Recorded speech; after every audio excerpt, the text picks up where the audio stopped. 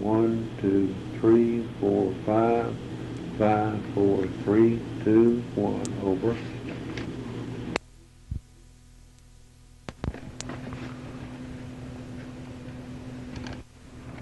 This is Stan Tinsley speaking. This is June 13th, 1990, and I'm speaking to with Mr. Edward Chandler, who's going to tell us some about his experiences in World War II.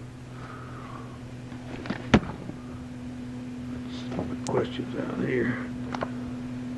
When did you join the service? It was October of 43. Okay. Did you volunteer?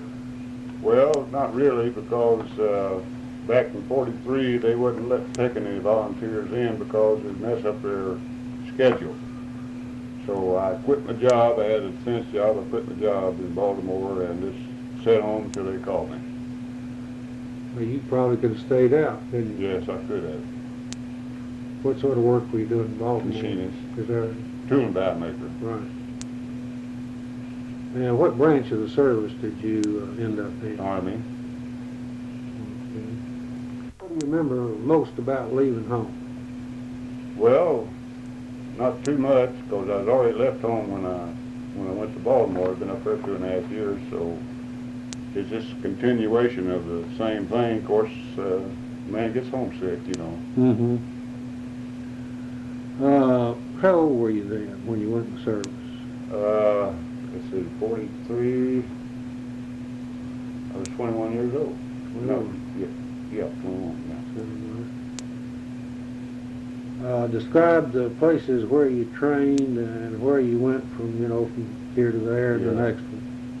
Well, first I was inducted down in Fort Benning, Georgia. Not Fort Benning, Fort Oglethorpe, Georgia. And we came home for a 21-day leave before we went actually into the service. And then we caught the train, went to back to Fort Oglethorpe, and then they sent us to Camp Shelby, Mississippi. And I was in the staging area for about a month. And then they shipped me down to a outfit that was activating the 245th Engineer Combat Battalion. And they put me in A Company. Well, I was in A Company, went through basic training, and came to Tennessee on maneuvers, repairing roads and things like that where the maneuvers before us had tore up. We was in the engineers, so we were supposed to learn all that stuff. And then we went back to Camp Shelby, and we took what they call advanced engineering training. Building bridges, sweeping minefields, and ferrying infantry across river, and things like that. And then we were alerted to ship overseas. So we got all of our equipment ready, and that we were going to take with us. Got them all packed so they wouldn't rust, on the way across the ocean. And then we landed at a little place they called Sea Mills, England. And we stayed in England doing some training for about 2.5 months. And then we got, I don't know whether it was alert or what, but during the Battle of the Bulge, or just when it was going, we got 24 hours to get our equipment ready to cross the channel. I don't know whether this to back up the Bulge or what it was for, Mm-hmm. So we left England on Christmas Eve and crossed the channel and went up the Seine River to Rouen. I pronounce it Rouen. I don't know whether it's right or not. And the Seine River had locks on it where it goes into the channel, where they closed the locks where you could navigate on the river. And all the locks were blown out, and ships were sunk in the channel and stuff in the river. Of course, they made way for us to get up the river, and it took us 7 days to get from the port in England to the city of Rouen. So by that time, the Battle of the Bulge was pretty well stemmed, I believe. So we got off the boat there at Rouen and went out in the country there and found some billets out there where we could, you know, spend our time. And snow was foot deep on the ground. So we spent a little time there on maintenance on our equipment. And see, I was in headquarters company. I was the machinist. And we stayed there for a while, and then we'd move up. As the front moved up, we moved up with it. And the line companies, they would alternate with another battalion, Combat Engineer Battalion. One of the line companies, the line companies would go up and stay maybe 2 or 3 weeks close to the front, do all the dirty work, you know. Then they'd drop back and do maintenance work on the roads and things. And then this other outfit would go up and do some dirty work and just relieve us like that, oh, I don't know, 2 or 3 months, 2 or 3 weeks at a time. And Let's that see, went on. did your company go up to the front and come back, or you stayed at No, headquarters? we stayed a little back behind the front. And of course we got shelled and things like that, but no small arm fire. And Go ahead.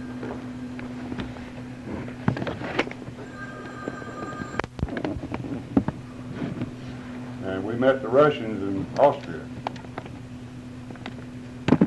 And we didn't trust them then. And what?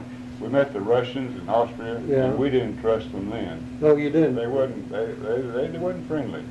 I knew Patton hated their guts. Yeah, and to me, all of these, they show pictures of in Berlin or near Berlin where the Russians and American meet. Of course, that might have been a big happy affair, but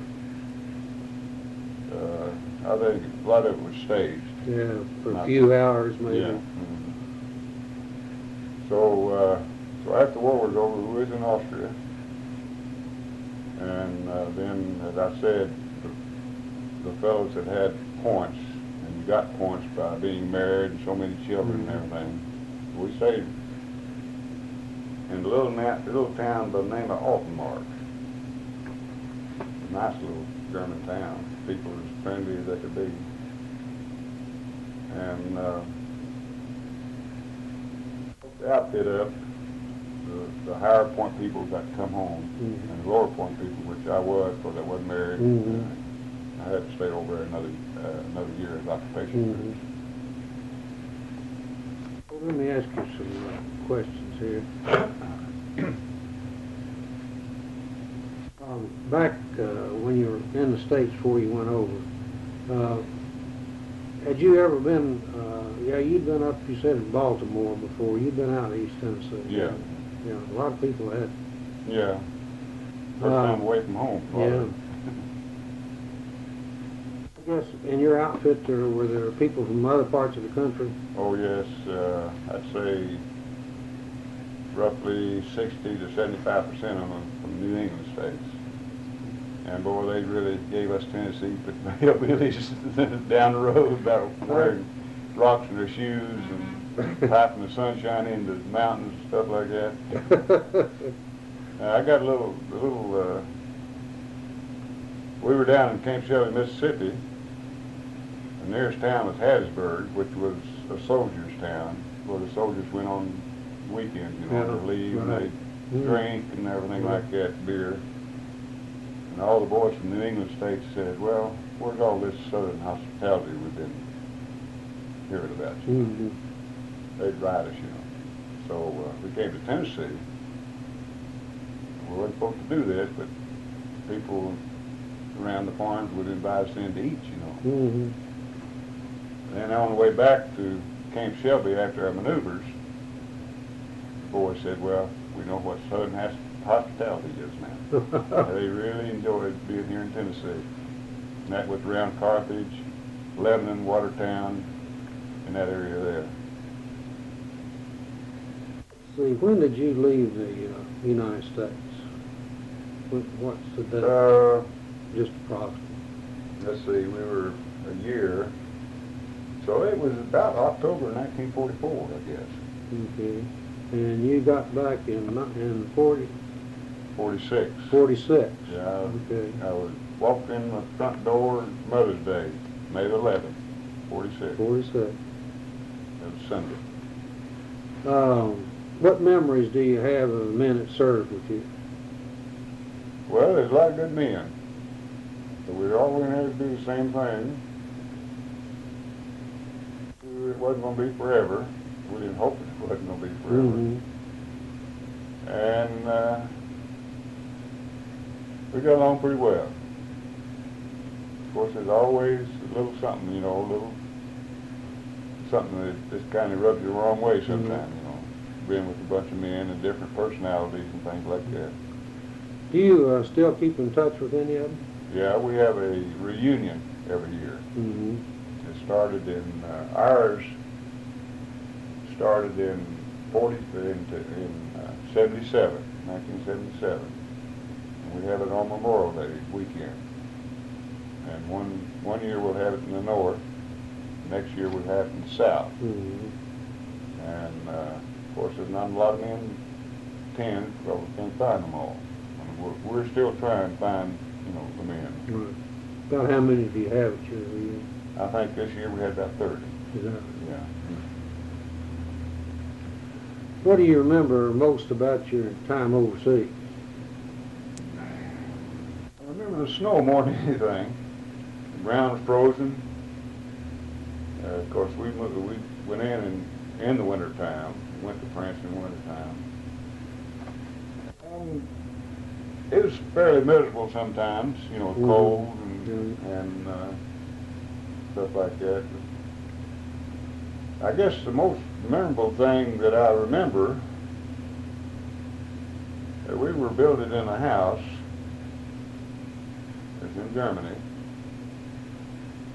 And I don't know whether the Germans were, maybe, I don't know how far up they were away from us, but that's quite a ways. We couldn't see them. The only way they could reach us is by artillery. And there's a bridge behind us. We were between the Germans and the bridge. Now, I don't know whether they were aiming for the house we were in or aiming for the bridge that's just been built across the river. Mm-hmm. But we went in the basement of the house, and we found a case of wine. Every time a shell had come in, we passed the bottle around. And, well, anyway, it was getting pretty hot there, so we moved out of there that night, you know, so the Germans couldn't see us, and moved up to another place. Well, we came back a couple of days. I was through there a couple of days later, and that house was blown all to pieces. And stayed there, it'd been you, wouldn't it? well, we'd been, well, we wouldn't have stayed there. I hit the river. And see, I was a machinist, and I didn't get any real nasty Yeah, stuff. well, they leave you somewhere. And I had known, I had a 2.5-ton truck. I had a machine shop in the back there. I named it Smoky Mountain Special. Did your unit take any prisoners? Not really. Well, as a battalion did. I noticed in my history book there, it tells about where several soldiers crossed the river to bring back prisoners. Now, whether they got 1 or 2 prisoners, I just don't remember. But several times they went across the river to bring back some Germans. You didn't have any contact with the prisoners? No. What were your relationships with civilians? How'd you get along with them? Well, we got along pretty good. I hate to say this, but we got along better with the Germans than we did the French. Now, A lot of people say that. Yeah, and I don't know why, because, well, maybe the reason that they were our ally, but we were tearing up their country. Now, we were actually teared it up. Yeah, I'm sure that's right. Then we got to Germany. Of course, that was better. I mean, for us, we were fighting Germans, you know. Right. And the Germans were real good to us. They were real good to us. They'd go out of their way to help us. Because, well, a lot of the males were in the service, you know. Right. And the women, they'd cook for us. Oh, they'd take us just like their own children. They're really good to us. I guess it's glad to see the Americans rather than the Russians. Yeah, they were. That, They were. Put them on their. They glad to see us come and get Hitler out of it. Yeah, I bet that's true. Did you have any contact with Allied troops, English, Australian, any of those? Well, we were in one town there, and this English soldier came through and told us that he was hungry, and we were having our mess, you know, lunch. And he came in and he said, well, I've just been liberated by you Americans. Now, it wasn't our outfit. It was another outfit, and he told us a bunch of stories about him in a prison camp. And so we fed him, and he went on about his own business. And toward the end of the war, 100 prisoners, they were given up like flies. They'd just given up in bunches, you know. You'd be going down the road in your truck, and here would be a bunch of Germans with a white flag marching toward us down the road. Yeah, that's it. And we wouldn't take them prisoner. We'd just motion them on back down the road, go on down to somebody else to take care of them. They were giving up the fact. Did it ever bother you about what you were doing in the service and why you were there? No, Did you ever think about it? No, in other words, what I'm saying, I think I owed it, you might say. Yeah, that's what most people say, especially when they see how the other half lives. They knew this half was worth fighting for. Yeah. In other words, I had a brother who was killed over there. Yeah, I meant to ask you that. Did you have, how many relatives did you have in service? Well, this is my brother in my immediate family. And he was killed He overseas? was killed near St. Lo, He was? France. Was he older than you? Yeah, he was 10 years older than I was. Is that right? I don't know exactly. If you'd been a year or two older, you'd been in the midst of it too. wouldn't Yeah. you? Yeah, you'd been a lot hotter then. What did you plan to do after the war was over? Well, go back into my machinist trade. Did you end up doing that? Yes. What did you do from then on in your civilian life? Well, I came out and at that time I couldn't get a job. People were laying off, you know, because of the war. And I just messed around until I burned up all my mustard and out pay. And I didn't bum around. I just messed around. And then I got a job at University of Tennessee, working in the worked for Dr. Pertale at that time. And there, of course, I had an application in at Oak Ridge. I worked there 2 weeks, and Oak Ridge called me, and I go to Oak Ridge because the pay was about twice as much. And so I went to Oak Ridge and started out there as a machinist. And I took corresponding courses, ICS, as mechanical engineer. This is my wife. Hi, how are you? Hi, glad to know you. Nice to know you. You'll have to introduce yourself. Stan Tinsley from the history department over UT. Tinsley. Yeah. I took, Teaching there a long time. Beg pardon? You've been teaching there a long time. No, I'm just helping them out on this survey. I don't work there. I'm retired. I'm just work part-time. Okay. so I took corresponding courses at ICS, and that's corresponding school as mechanical engineer. 2 years I quit, but from that education I got from there, they set me up as a draftsman, and a senior draftsman, and an engineering draftsman. And that's what I was when I retired. When did you retire? 85. 85. June 85. Okay. Have you done any work since you retired? Yes, I moonlighted. I got a little cabinet shop in my basement, and I moonlighted making cabinets and corner. Most of my work is corner boards, like that right there. Yeah. Upholstering, and for a company here in Knoxville. Most of my work is corner boards now. That's right. And I get maybe 1 or 2 a week, which is plenty for me. Sure. I'm not Got to keep you busy. mad money, they say. Yeah.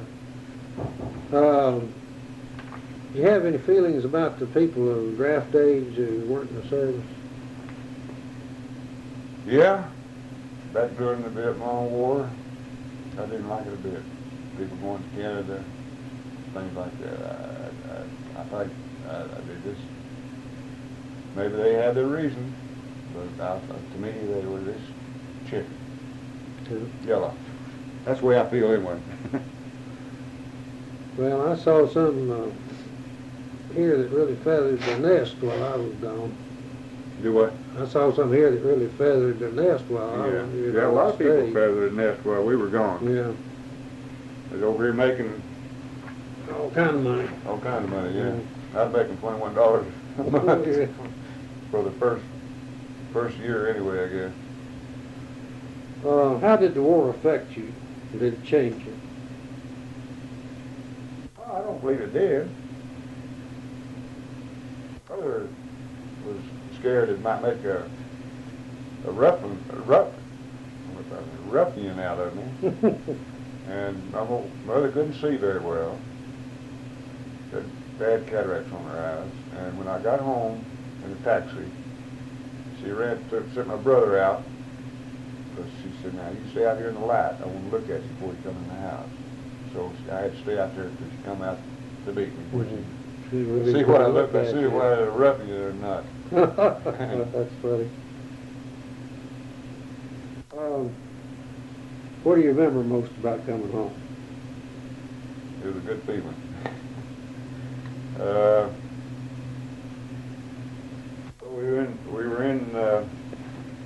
We left Bad Rakenthal, that's in southern Germany, caught the train to Bremenhaven. And we stayed there, maybe a week. And chow lines that were a mile long, because everybody was coming home, you know, and we got on the boat there, and the boat that we were on had a bunch of sailors that was on a German luxury ship that the Americans had captured and using it for transport troops. It was a nice looking thing. And they got on our ship, the little I know what, Victory. Liberty ship. Liberty ship, yeah, okay. And they got seasick, I'll tell you the truth. We razzed them like nobody did, because they'd been riding this luxury liner, you know. Yeah. And we just razzed them. We had a lot of fun on the boat coming home. There was some fighting, you know, boxing going on, and games, playing cards, gambling, no drinking. One fellow smuggled his little puppy home. Is that right? Yeah, he kept it in his jacket all the time. Never did find it. Got killed in New Jersey. The first thing they gave us, went down to mess hall and said, here we got steaks, ice cream, milk, all the steaks you want. You can get to eat all you want. And it's funny. It reminded me of I don't drink coffee. I just can't. I love it, smell it fruit, but I can't stand the taste of it. Well, when we was in Cape Shelby, sometimes we would get milk. Most of the time it's coffee. Of course, I drink water when they serve coffee. And then we went overseas. There wasn't any milk. So while they were drinking coffee, I was drinking water. And we stopped on the road sometime like that at a Red Cross place, do the traveling or something like that, and fellas drink coffee. Well, my mother knew I didn't like coffee, so she sent me a carton of these Nescafe chocolate, where you just mix it with hot water. Oh, yeah. So while they was drinking hot coffee, I was drinking hot chocolate. Yeah. So that did pretty good in the wintertime. Well, anyway, we didn't get any milk. So after the war was over, shortly after the war was over, they let the troops that had a craft go back to England to brush up on their craft. They took a airfield, took the hangars and turned them into shops. One was a carpenter shop.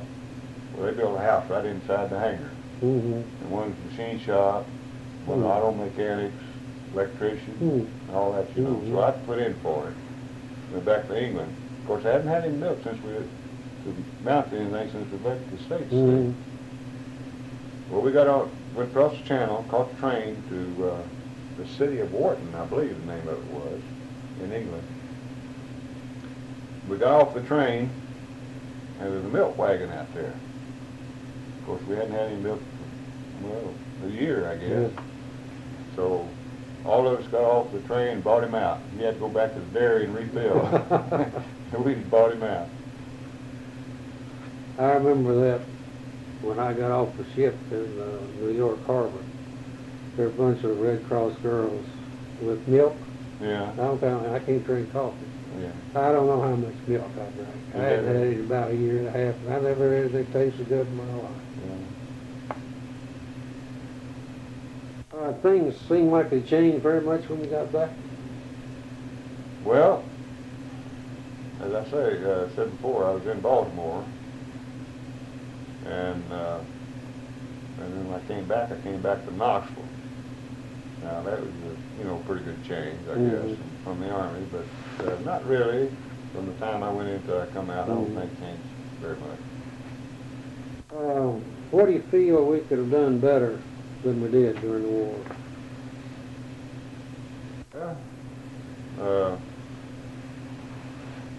During the war, toward the end of the war, we were tearing up German equipment and everything like that, taking rifles and bucking German rifles and bucking across trees and things like that, just making them unserviceable. And I'd say about 3 months before the war was over, we got orders to stack all of German rifles and German equipment, quit tearing it up. And the opinion was, to us, that we were going to have to fight the Russians.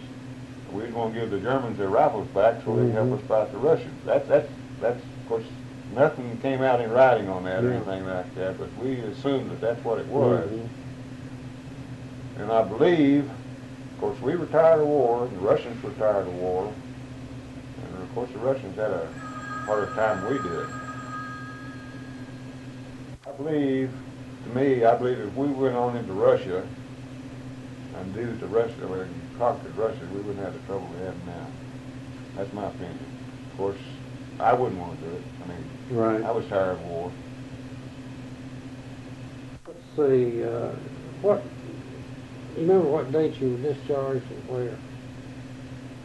Well, it was May the 11th at 1946 in Cape Atterbury, Indiana. You came back in the Camp Tillman coming back, didn't you? No, we came out, that's where we discharged, Cape Atterbury, Indiana. So let me ask you just a little bit about your time. Kind of give me the same rundown you have now and your time after the war was over, that year you spent in the Army's occupation. Well, it was more or less vacation, really. I mean, we had duties to perform, and we did a little sightseeing, but it was more or less just a kind of a, well, not really a vacation. We had, see, I was a machinist, and I had to keep up with my work, but at night, you do anything you want to, you know. And you could get maybe a day off to go somewhere. If you want to see something, like we went to see some of the castles. We went down to Augsburg, Austria, right on the border, and toured the town and went up to the castle. I'm assuming the castle where they made the Sound of Music. They showed this place up there. And went to what we call the Crow's Nest. That's where Hitler's Mountain retreat way up on top of the mountain. Mm-hmm. And Had they torn it up or left it like no, it was still intact. As the war was over, the Germans was using that as a shrine for worshiping Hitler. Hmm. And we got, of course, as an engineer, and we got orders to go up and place charges to blow it off the mountain. And we spent 2 weeks. It wasn't in a big hurry or anything. It was the best way to put the charges, dynamite charges and things like that. So no dynamite was set or anything like that. And then we got orders to forget it. Mm-hmm. So we were going to blow it off. That's the mountain retreat. Hitler's big house Yeah. way up on Right. top of the mountain. Burke's Garden. yeah. Burke's Garden, yeah. It was a classy place, I'm telling you. We went up to visit that. Average German, he didn't miss Hitler much by that time, did he? No, not really. No. They were kind of glad he's dead. I Yeah. guess, out of what. In fact, we were discussing the war with a German pilot, and discussing like he said, "Y'all didn't fight the war fair," he said. I said, "What do you mean?" He said, "You came over here and bombed us, but we couldn't go over to the United States and bomb you." I mean, that was it. Yeah, it was kind of odd, wasn't it? Yeah. No, they couldn't. Well, I was just sitting here thinking when you were saying all that, you know, if you'd been a year older, you might have really been in right up to your knees. Yeah. You're lucky that you were close enough to when you got shelled, you found out you didn't like it, didn't you? That, well as I remember, I wasn't drafting anybody under 21 years old. Just turned 21, and I had a deferment with Vintage Radio Corporation. And I was ready to go anyway because all my friends were in and everything like that. So. Did you cross the North Atlantic any time during the winter? Yeah, in October. In October? It's rough as God. Oh boy, It was rough, I'm telling you the truth. that place is tough. Sick. People eating in front of you and down there in the galley and vomiting right in front of you and everything. I'll tell you, it.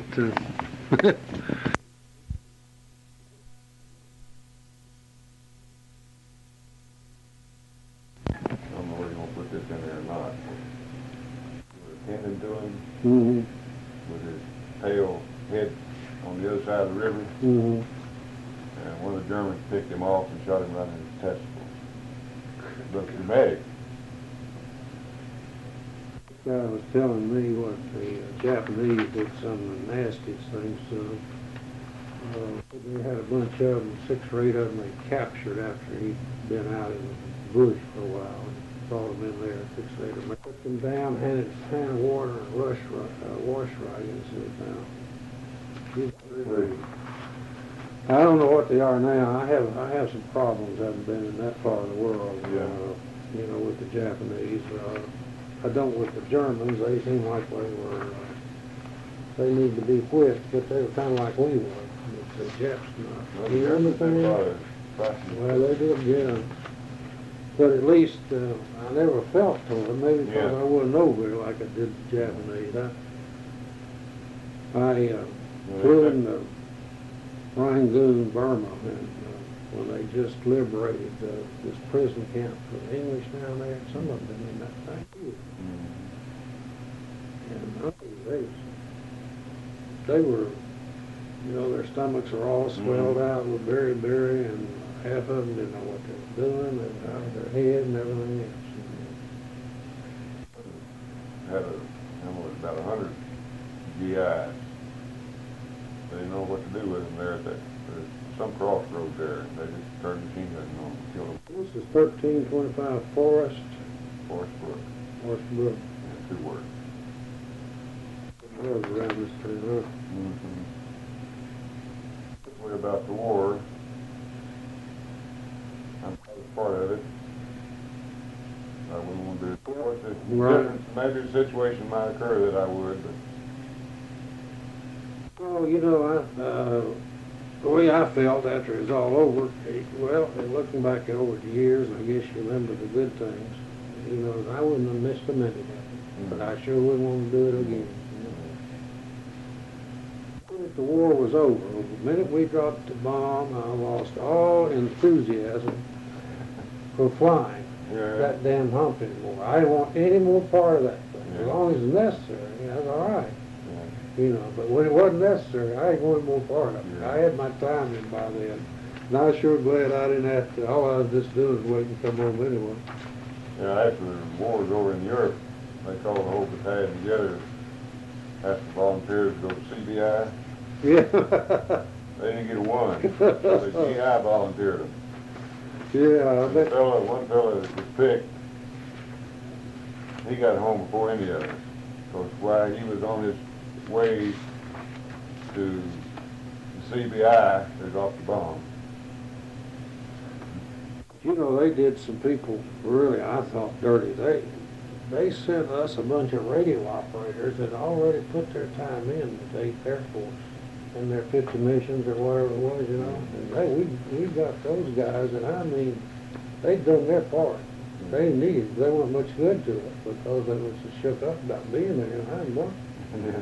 You know, that's just asking too much. We didn't need them too bad. Okay, let me get this stuff out. I got you sign your life away, but this all will, I'll take it in, but it'll be back to you in a few weeks, as soon as they take Good. pictures of it. Now you can keep that one on 3rd Army. Oh, okay, You good. can keep that.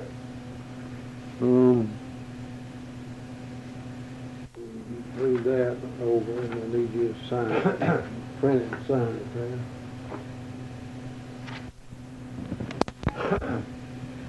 I had the only truck that had a 110 volt generator on Mm-hmm. it. You had to run my lathe and Yeah. grinder and drill press and stuff like that. And while we were in the States doing our training here, the officers club down in Camp Shelby, Mississippi, had a surplus fund. So before we went overseas, they bought a 16 projector. We took it over, and so when we hit, shortly after we hit France, it was my job to show movies at night to the line companies and to the headquarters companies too, because I had the generator and for the electricity, you know. So I'd go out on the road about every other night I see. showing movies. Like Stage Door Canteen, Right. all movies back in the Yeah, 40s, you know. And I would have to drive blackout at night. And and one thing about the snow that was over there, snow and ice, you could see the tracks in the road, see? Yeah. Easier. Yeah. And you could find your way easier that way. That's And one little statement in that book there that I made, they published it, says, well, I can't do that and show movies too. Well, they wanted me to pull guard duty, see? At night I was supposed to show movies. That's it. For the signature down here? Yeah, just where it says signature, and I'll fill it in up top. That was a big treat for the guys, really, Oh gosh, yeah. to see those movies.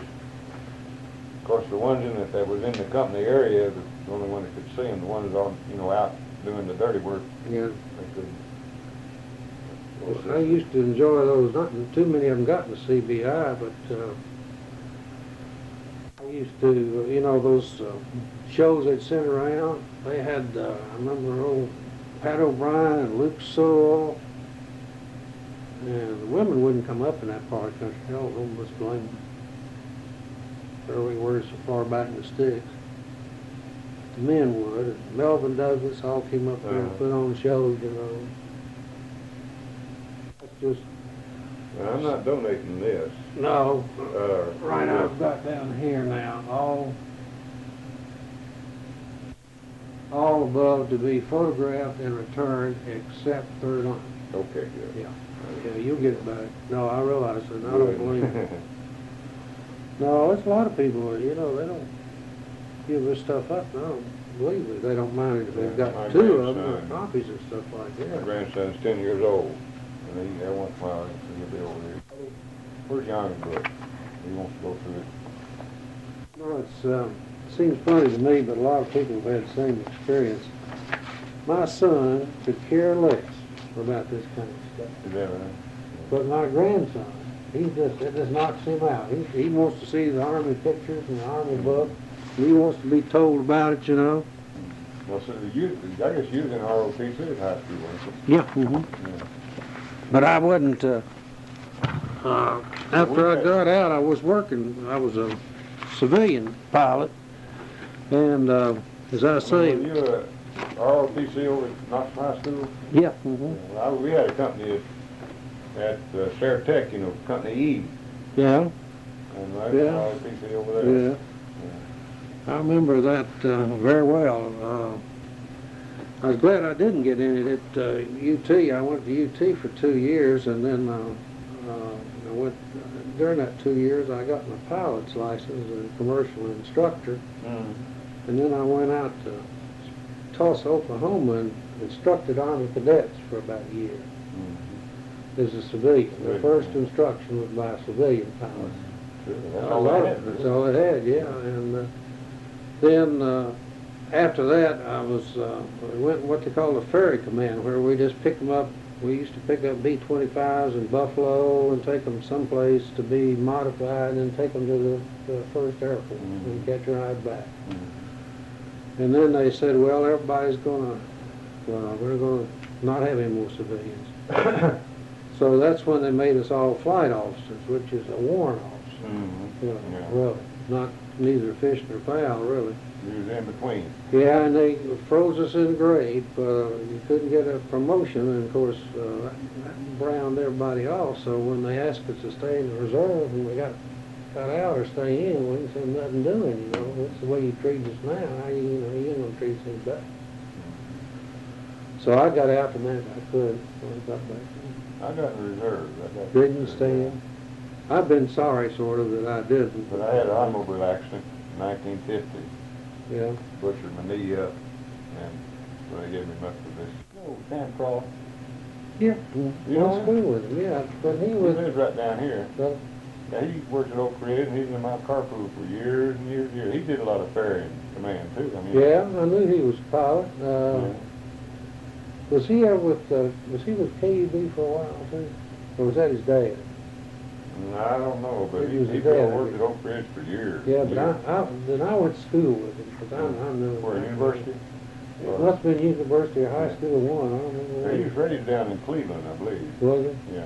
Maybe it was YouTube, but I remember, I've known him from someplace. Yeah. I can picture his face, you know, right now. I bet I'd recognize him. Yeah. I'd give him a ring and say he just lives in this area. What street does he live on? The second street, the first street down here on the other side of the church, on the corner. What's the name of that street now? Looking up on it. I'd see it. I don't live